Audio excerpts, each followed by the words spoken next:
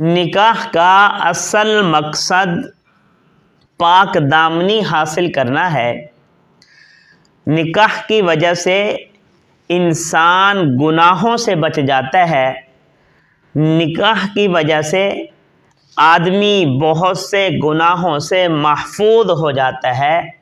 نکاح کا مقصد ہی پاک دامنی حاصل کرنا ہے، اور نبی اکرم صلی اللہ علیہ وسلم نے ارشاد فرمایا کہ جب ایک مسلمان نکاح کر لیتا ہے، شادی کر لیتا ہے، تو اس کا آدھا دین مکمل ہو جاتا ہے، اور پھر باقی آدھے دین کے بارے میں وہ اللہ تعالیٰ سے ڈرتا رہے۔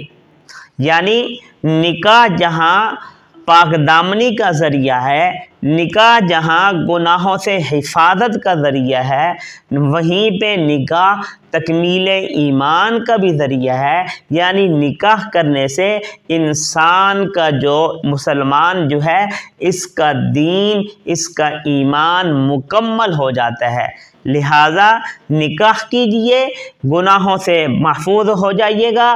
نکاح کر کے پاک دامنی حاصل کیجئے، نکاح کر کے اپنے ایمان کو مکمل کیجئے۔